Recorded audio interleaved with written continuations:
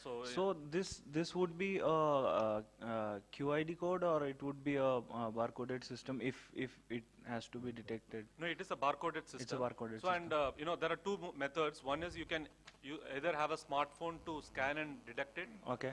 Or what you can do is you can do on an Manual SMS scanner. based. Yeah. Hello. There is a toll-free number which will be there. You can SMS the unique code to that number.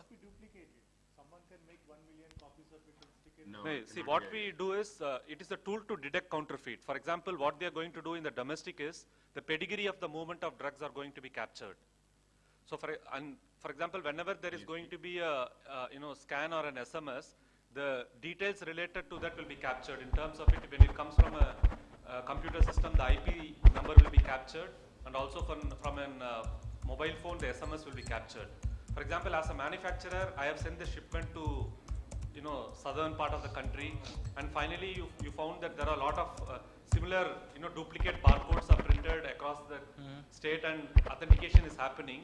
Then you know that there are some algorithms which are built in to know that the messages, whether beyond a particular number of scans or SMS onto that, then you have the details. Then you can verify that this drug was intended to be sold in Bangalore or in Chennai, but it has been found somewhere in in states of Bihar or somewhere. That means a compromise has happened on the supply chain. Okay. And similarly, this will also, that alerts and everything will be sent to the controller. So this is the system that the government envisaged to take it up, because this is very, very important. And in 2004, a study of McKinsey, healthcare report which was published, which most of you might be aware, is found that this is UID is one of the greatest tool to detect counterfeit drugs, and Yes. which is especially required for Very your life saving. painful. Especially for your cancer and other.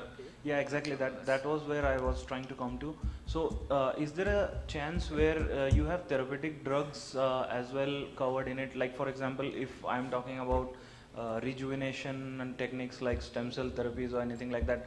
For example, we are into clinical trials phase 2 or phase 3, and still they are therapeutics and being administered. I mean, obviously subject to condition that it is cleared through DCGI and FDA, etc., etc.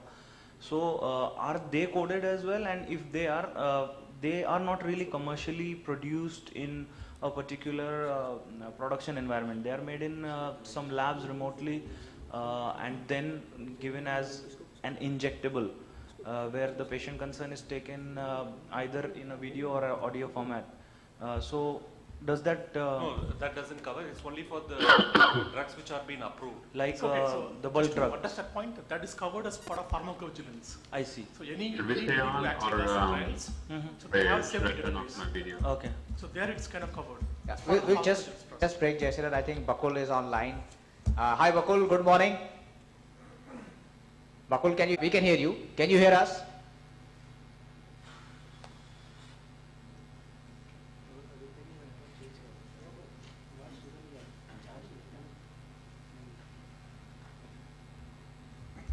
Yes,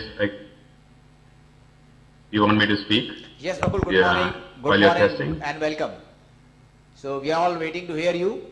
I'm able to see something on the background here, but I'm not sure whether I can see everybody there. Great.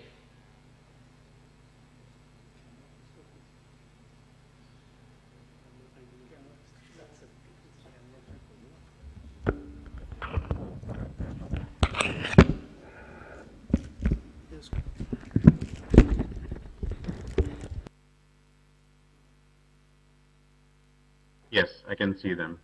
Thank you.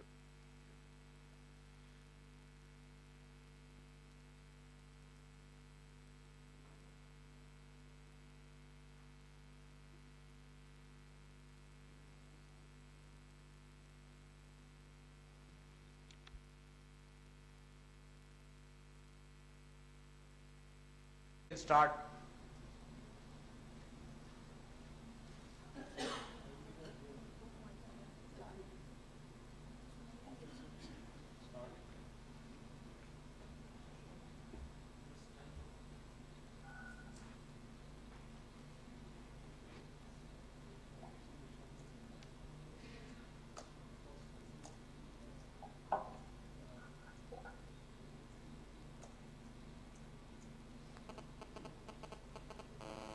minutes, correct? Bakul, you can start. We are all set. We want to make sure we have more time with you.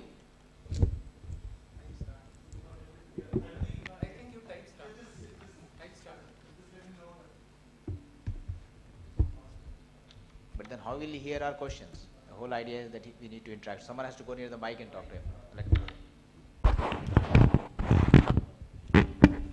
Great, great. So, Bakul, you can start. We are all waiting to hear you. And welcome and good morning, and thanks for accepting to speak with us and address this gathering. And we look forward to hearing from you and then probably interact if we have time after the presentation. You can start, Bakul. Great, thank you. Thank you so much. It's my pleasure. So do you want me to go ahead and get started?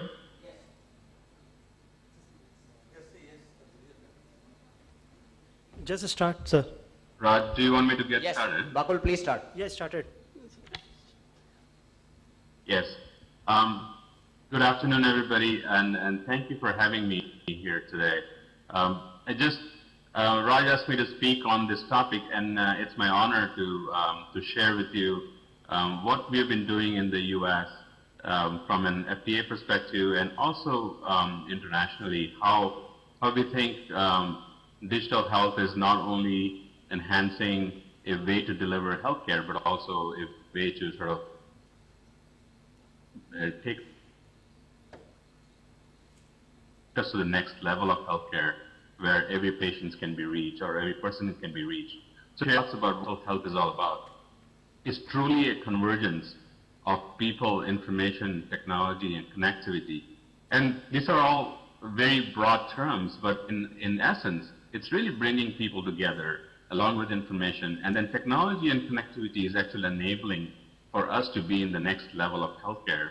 When I mean next level of healthcare, you can see with some of the information or some of the data that's been out there that is really moving the healthcare from a clinic setting to a patient. And it's becoming, patients are becoming the center of healthcare as opposed to the clinics or the doctors. That's where we are heading, and you can see the trajectory already happening there with connectivity and technology. And it's bringing information together. That's really what's important about information is we will truly understand what a patient's behavior and its physiology is.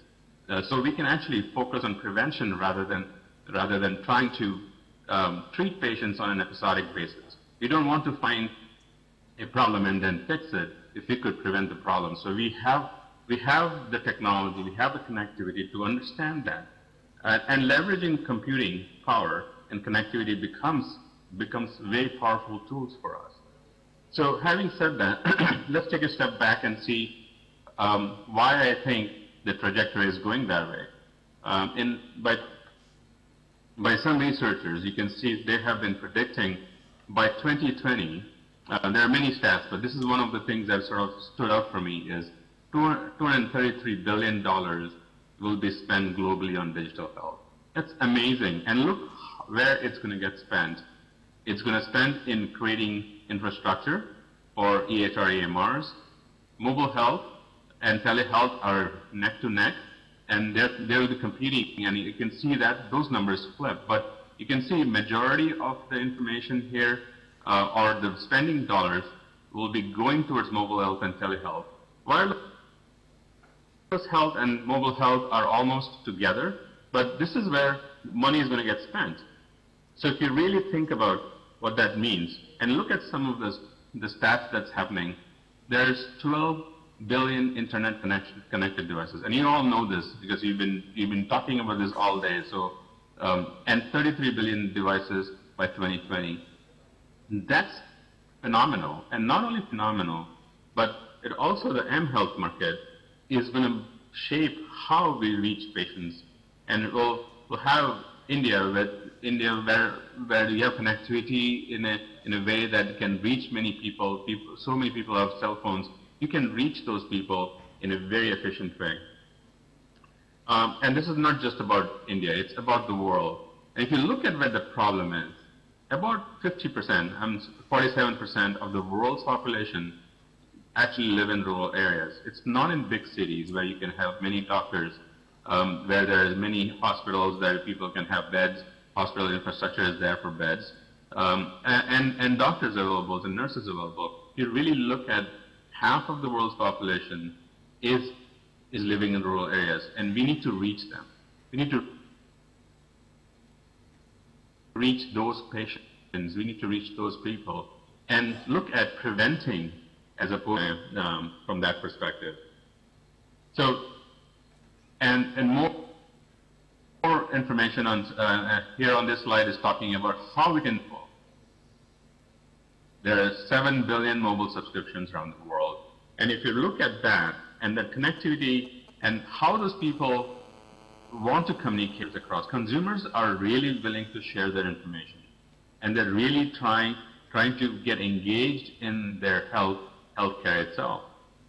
So mobile health applications are, this is how people and consumers and patients would like to communicate.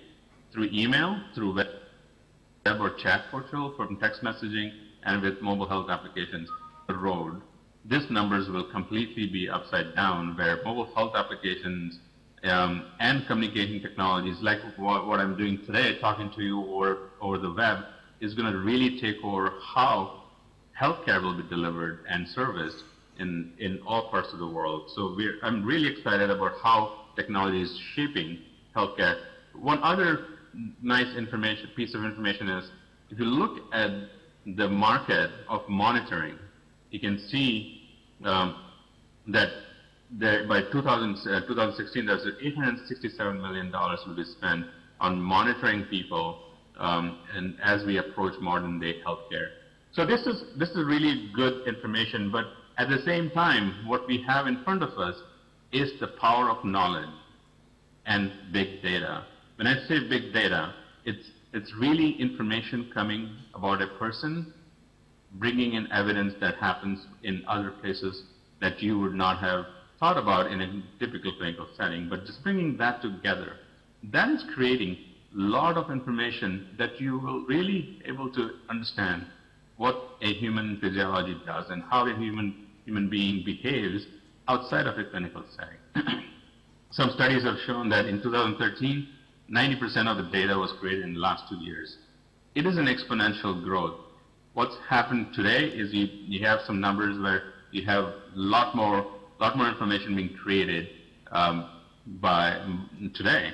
But I would imagine, I don't have the numbers here, but I would say as we move year by year, that 90% is going to get close to 99% in every year that goes by. And that's really important trajectory to sort of take into account, because it's not just about understanding a patient, it's understanding the information that the patients are creating that can actually help us gear towards prevention as opposed to treating. That's a key thing that I'm focused on in terms of how do we get people to know what people are doing and what their conditions are and how the conditions are changing, that can actually be informative for us to intervene